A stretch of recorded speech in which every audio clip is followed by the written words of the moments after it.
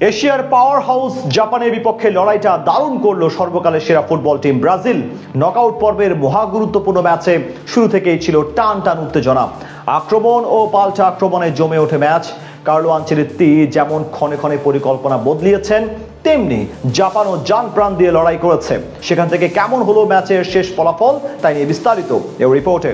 এশিয়ার পাওয়ার হাউসের সাথে গোটা ফুটবল ইতিহাসের সর্বকালের সেরা দল ব্রাজিলের লড়াই, তাই স্বাভাবিকভাবে গোটা দুনিয়ার ফুটবল ভক্তদের জন্য আজকের ম্যাচটি ছিল বিশেষ। অতীত পরিসংখ্যান এগিয়ে রাখলেও অদৃশ্য চাপ ছিল ব্রাজিলের দিকে। তবে সেই সব উপেক্ষা করে ম্যাচের শুরু থেকেই আক্রমণাত্মক খেলতে থাকে পাঁচবারের বিশ্ব চ্যাম্পিয়নরা। দ্বিতীয় মিনিটেই প্রথম অ্যাটাক করে তারা ব্রুনো গিমারায়েসের শট চলে যায় গোলপোস্টের পাশ দিয়ে। সেখান থেকে পাওয়া কর্নার কিকেও তেমন ফায়দা করতে পারেনি সিলেসাওরা।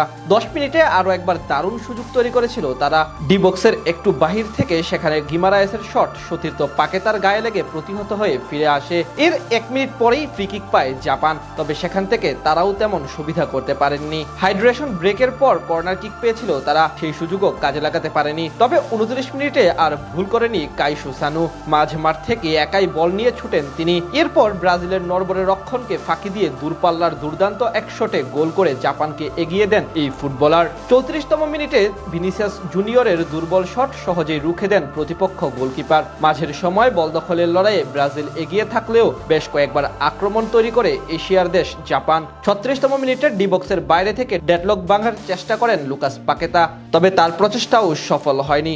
এদিন প্রথম থেকেই ব্রাজিলের ফুটবলারদের একাধিকবার দেখা গেছে ভুলভাল পাস খেলতে, যার খেসারত হিসেবে শেষ অবধি এক গোলে পিছিয়ে থেকে বিরতিতে যায় ভিনিসিয়াস জুনিয়ররা। ম্যাচের প্রাণ ফিরে আসে দ্বিতীয়ার্ধে। লুকাস পাকেতার পরিবর্তে মাঠে নেমে শুরুতেই আক্রমণে ওঠেন এন্ড্রিক, যদিও সেই সুযোগে ব্যর্থ হন তিনি। 52তম মিনিটে মেথিউ কুনহার ক্রস থেকে হেড নেন ব্রুনো গিমারায়েস, তবে তার হেড ঝাঁপিয়ে পড়ে দুর্দান্ত এক সেভ দেন জাপানের গোলকিপার জিউন সিজুকি।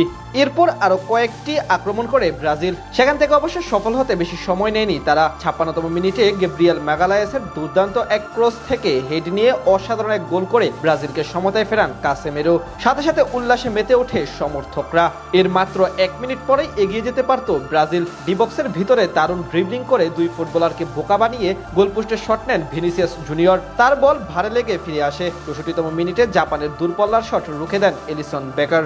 ধীরে ধীরে যেন ডিফেন্সিভ দিকে মনোনিবেশ করে জাপান, সেই সুযোগে কয়েকটি আক্রমণ তৈরি করে ব্রাজিল। 74তম মিনিটে রাইট উইং দিয়ে বল নিয়ে বক্সের ভিতরে ঢুকে যান রায়ান, তার বাড়ানো বল অবশ্য কাজে লাগাতে পারেনি কেউ। খানিক পরে বদলি হিসেবে নামা গেব্রিয়েল মার্টিনেল্লির শট চলে যায় পোস্টের একটু বাইরে দিয়ে। এরপর দ্বিতীয়ার্ধের বাকি সময় আরো একাধিক আক্রমণ করলেও তেমন সুবিধা করতে পারেনি ব্রাজিল ফুটবল দল।